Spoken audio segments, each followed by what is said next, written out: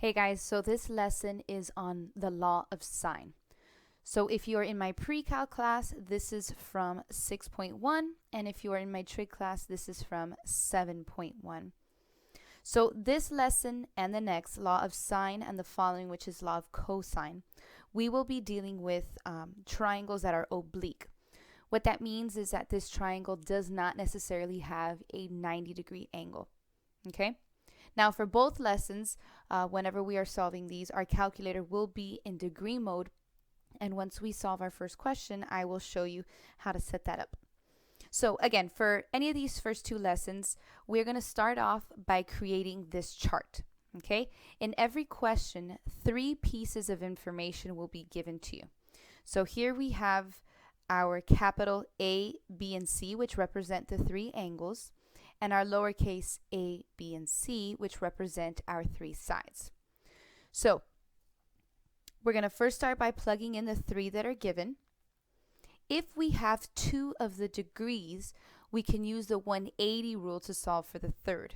And a quick reminder on that, in a triangle, all 3 angles added up together will equal 180. So if you have 2 of them, you can subtract them from the 180 and find the third. So now I'm mentioning to you this next lesson for a reason. I want you to know since the beginning how to tell which of the 2 you're working with. So if you find a match, you will be working with today's lesson, which is called law of sine. Now, what do I mean by finding a match? That means either both A's are given to you or both B's or both C's. All right. If you do not have a match, then we'll be using what we learned in the following lesson, law of cosine. And again, you'll be able to see all this as we start working out some examples. So now let's go up here to our formula. The formula is the side divided by the sine of that angle is equal to that same ratio of any of the other sides and angles. Now, we won't be using all 3 of these when we're solving. We'll be using 2 at a time. It's set up like this to let you know that you can use any of the 3. So for example, let's pretend I'm working with the A's and B's. Let's say both A's are given and 1 of the B's.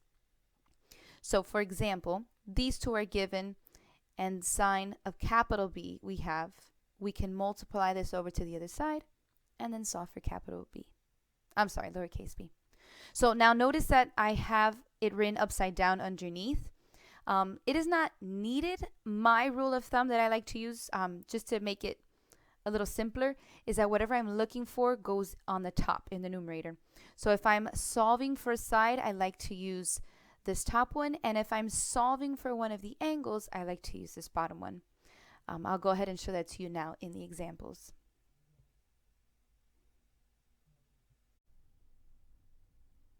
All right, so here we have example number 1. Notice that this triangle here is given to you. We have 2 of the angles drawn and 1 of the sides. So I went ahead and started filling out the chart. I filled in angle A as 20 degrees, angle C as 43 degrees, and side C as 32. So when you look at this question, we filled out the chart and we see that we have a match. Both C's are given. This is what lets me know to use this lesson's formula, law of sine. All right, so I'm going to start out by doing the 180 rule. I see that I have 2 angles and I can solve for angle B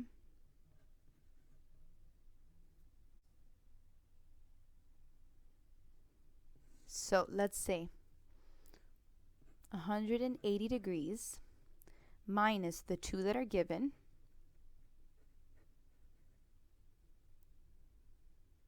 will give me angle B. So go ahead and plug that in your calculators and you should get 117 degrees. And you can go ahead and fill that out in your chart. Awesome. So now that we have a match, we're going to go one at a time and solve for side A and then side B. So being that I have the match for C, I'm going to use that one to compare it. Let's start with A. I'm looking for side A, so I'm going to place a little a on top, divided by sine of angle A, which I know is 20 degrees, And let's set that equal to the one we know.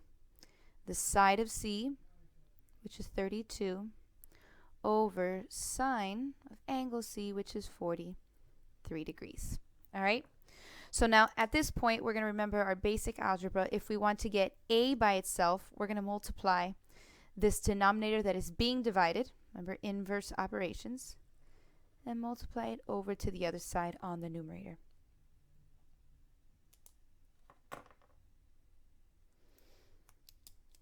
So now I have A equals 32 times sine of 20 degrees divided by sine of 43 degrees. All right, so now we're going to take out our calculators.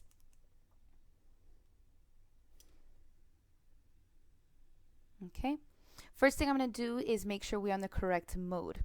If you look at the top of your screen, you should see it right here where it says degree. In case yours is not, you're going to click the mode button. Let's move this up. You're going to press mode, and you're going to see on the fourth row you have the option of having it in radians or degrees. As long as degree is highlighted, you can quit, which since that's blue, we're going to press second and then that button, and we're back on our home screen. Now, one of my favorite buttons on this calculator is alpha y equals. We have n over d as number 1, which means numerator over denominator. This is nice because it lets us write everything in a fraction, and I can just fill in this entire fraction into my calculator. So I'd say 32 times sine of 20, and then drop down and write sine of 43. Press enter, and you have that your answer for A is 16.047. All right? We can fill that next part in right here. And we only have one piece of this puzzle left. So now I'm going to do the exact same thing for letter B. Now, although you have both pieces of A, I would encourage you to continue using C. Just in case you made a mistake on A, you won't use that to find your next answer. So let's go ahead up and set B the same way.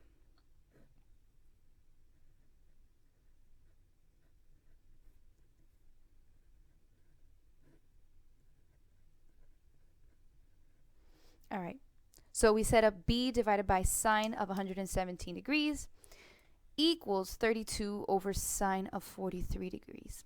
We're going to go ahead and multiply this denominator over to the other side so that little b is by itself.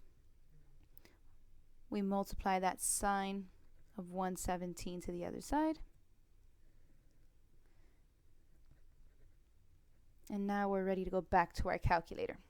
So when you're solving a problem, I would encourage you not to delete just yet, because you can scroll up and press enter and then just change the numbers you need to instead of retyping the whole thing.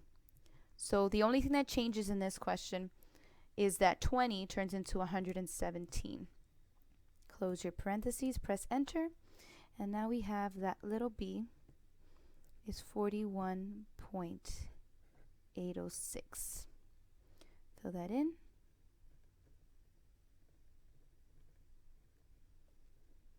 And we have finished our first question. All right, example number 2. So in this question, instead of giving you a diagram, they write out the question in words. It says, find the length of side C when angle A is 25 degrees, angle C is 87 degrees, and side B is 14th. All right, so the nice thing about this question is we do not have to solve the entire thing. We just have to find little c, but we might need to take some steps before we can do that.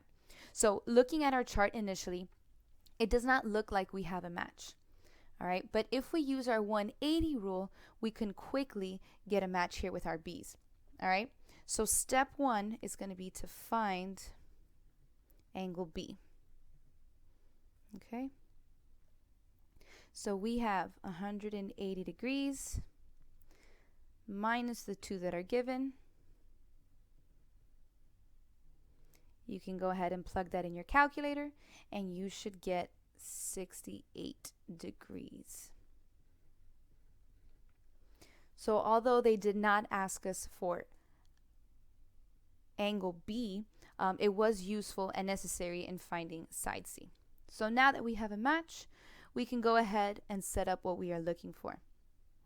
We're looking for little c. I'm going to put that on the top, divided by sine of 87 equals our match, which is B. So I have 14 divided by sine of 68 degrees.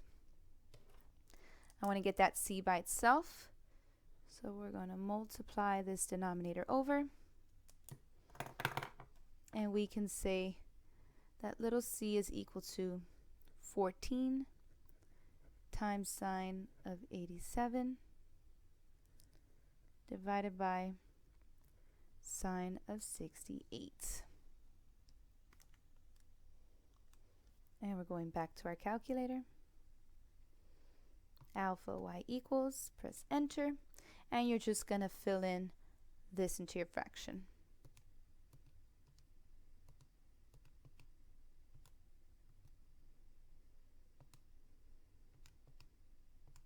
All right, so we have that little c is 15.078, and this is our final answer.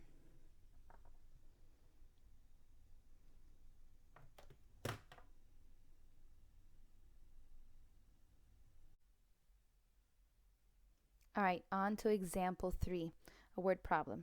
It reads, 2 fire lookout towers are 17 miles apart with tower A directly west of B. Okay? Both spot a fire on a mountain that is up north. So before we keep reading the rest of this problem, let's take a moment and draw a diagram of what this would look like. Remember, when we say north, we typically mean upward, and west, we typically mean to the left. All right, so here's our diagram. I drew the fire up top, and I have fire station A, it said is west, so it is to the left of B. All right, and they did tell us at the beginning that the towers are 17 miles apart. All right, let's read the next part. Both spot a fire on a mountain up north. The bearing from station A to the fire is north 55 degrees east. All right, so a reminder of bearings from our last chapter. We draw our own little T on that part. And the biggest mistake that happens here is that most people want to put 55 degrees in this spot.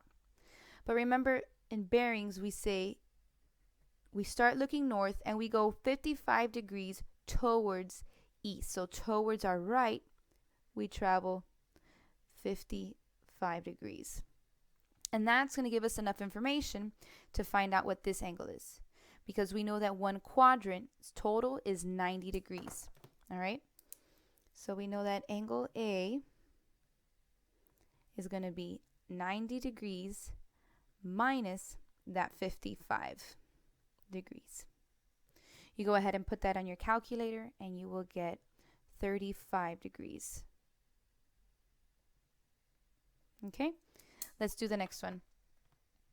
It says, and from station B to the fire is north 40 degrees west. So on station B, I'm going to draw my T. And I'm going to go from north. I'm going to travel 40 degrees towards west, which is towards left. All right. We do the same procedure as A. Angle B will be 90 degrees minus that 40 degrees. Put that in your calculator and you will get 50 degrees.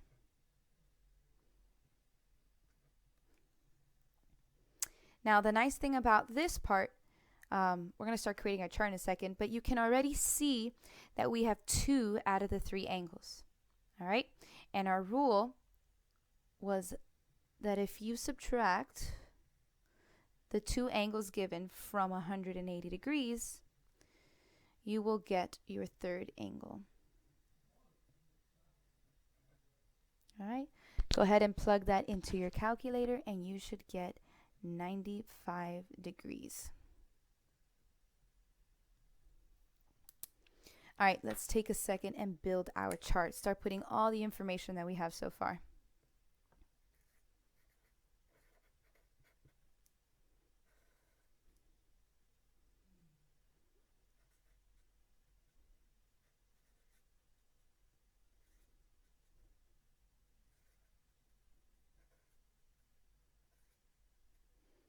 All right, angle A is 35 degrees.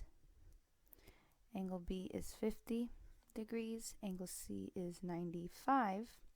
And we also have this side over here, which is 17 miles. So a reminder that the one across is always representing the same letter. So if this is A and B, we'll call that angle C and call this side C. All right, and we can see our match here.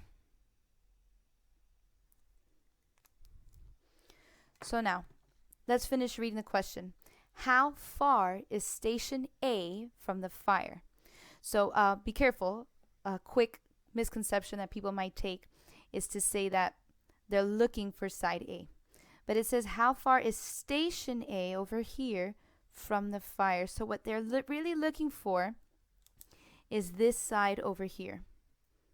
And since this side is across from angle B, what they're talking about is side B. Okay, so this is what we are looking for. So let's set that up.